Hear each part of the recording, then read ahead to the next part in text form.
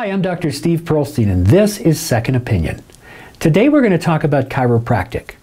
Now, I've been a chiropractor for over 32 years, and in that time I've met so many people, some of whom have a good understanding of chiropractic and others who don't.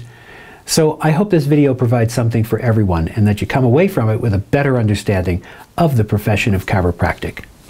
Now, in this video, I'm going to be making certain distinctions about chiropractic, and the first one that I want to make is that chiropractic is a portal of entry healthcare profession that formally began in Iowa in 1895.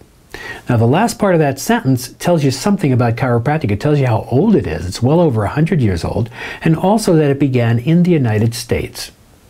It's the first part of that sentence, though, that I really want to call attention to, and that is that chiropractic is a portal of entry healthcare profession. So what does that mean? Well, a portal of entry healthcare profession is a healthcare profession that is a point of first contact for a patient with a particular complaint. And that means that they know that they can come to the portal of entry healthcare provider first, and they know that they will be treated for that complaint, or the provider will know who to refer them to in order to be treated for that complaint. And with that goes a certain level of education.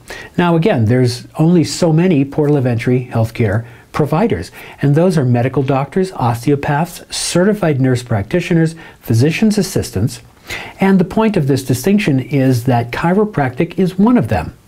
Now, chiropractors are often associated with massage therapists. And massage therapists have a certain level of education, but it does not contain the elements that allows them to be that point of first contact, whereas with chiropractic it does. The confusion usually comes in the fact that both professions predominantly use their hands, but that's where it kind of ends. The education that I'm talking about for medical doctors, osteopaths, and chiropractors is a 4-year doctorate level program of education in basic and clinical sciences. For medical doctors and osteopathic doctors, they do go on to anywhere from a 1 to 3 year residency, which is a rotation through various clinical disciplines. Chiropractic has a much smaller version of that within its 4 years.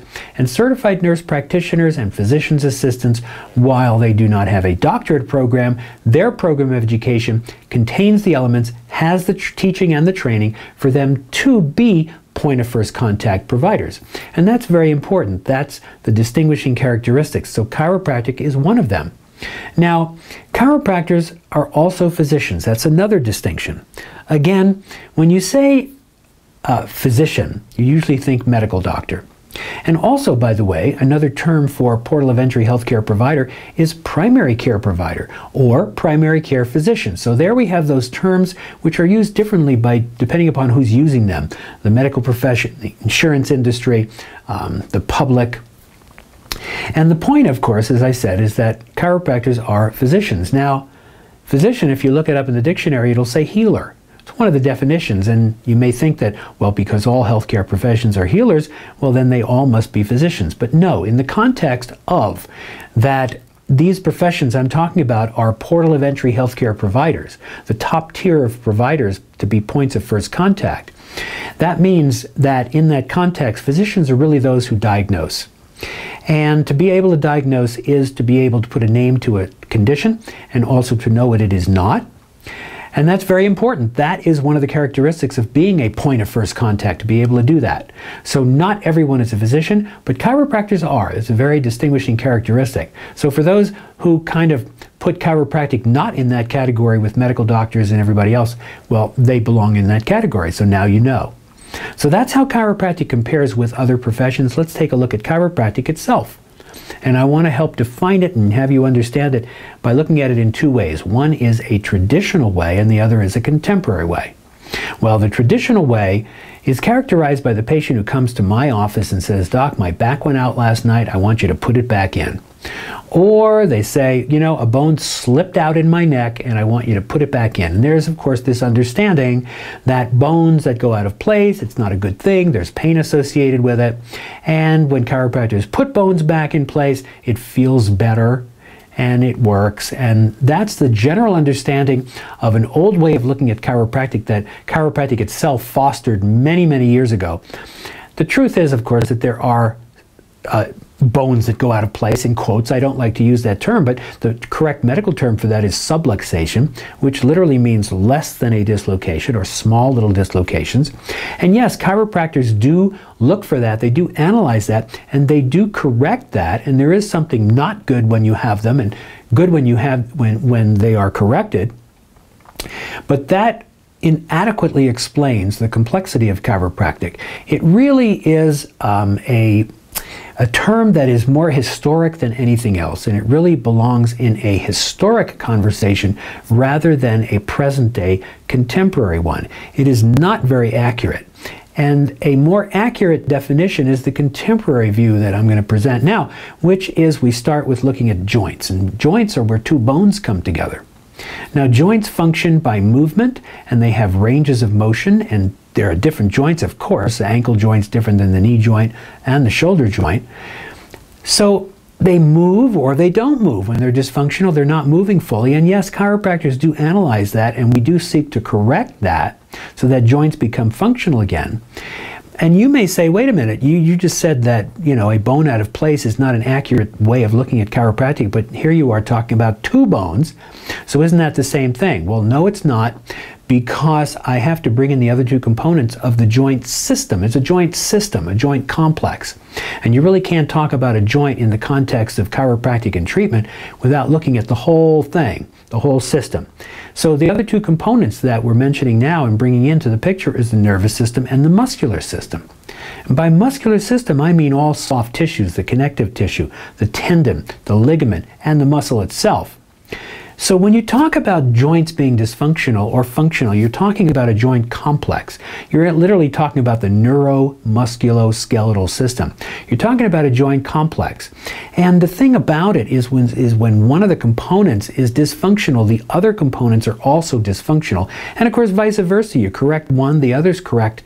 So it's a much more accurate way of looking at what chiropractors analyze and what happens when they when it gets corrected, when function is brought back to a dysfunctional joint complex. Now, there's a whole lot more to it than I'm explaining now, and this is really a superficial explanation, but it is a far more accurate explanation than the bone out of place idea, which, as I said, is far more historic, and that conversation needs to stay in the past.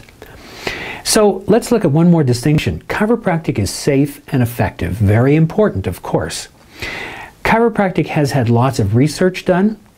Unfortunately, it doesn't have a pharmaceutical industry like the medical profession does, where there's so much money and there's so much research, and the government tends to push more money towards the medical profession for their research. But there has been chiropractic research, and the government has funded it, and chiropractic universities have funded it, and other private research consortiums have funded it. So the research that there is does conclude that chiropractic is safe and effective for neck and low back pain. That's what's been studied more than anything. Now, any patient and any chiropractor knows that chiropractic is safe and effective for far more areas of the body and other conditions. But as far as research is concerned, and there's always far less actual strict research than there is anecdotal evidence, you know, the kind of stuff that every chiropractor sees in his or her office.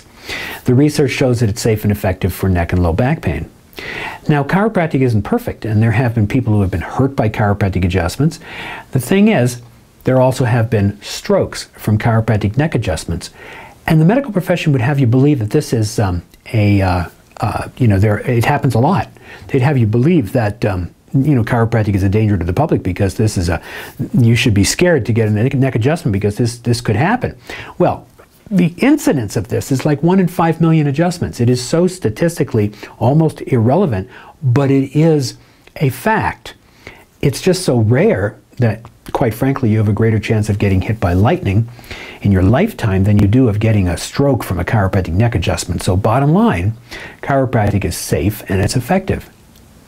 Now, I hope that you've gotten a lot of information from this video, maybe new information, hopefully, different perspectives that you didn't have before, and I hope that it's helpful for you in understanding how to utilize and get the best out of the chiropractic profession.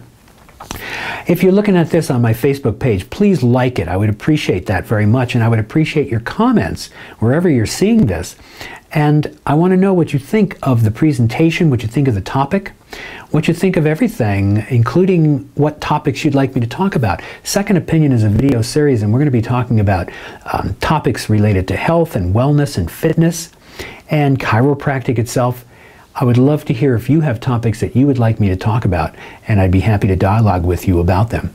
So again, I hope that you've thoroughly enjoyed this video and it's been valuable to you. I'm Dr. Steve Pearlstein, and this is Second Opinion.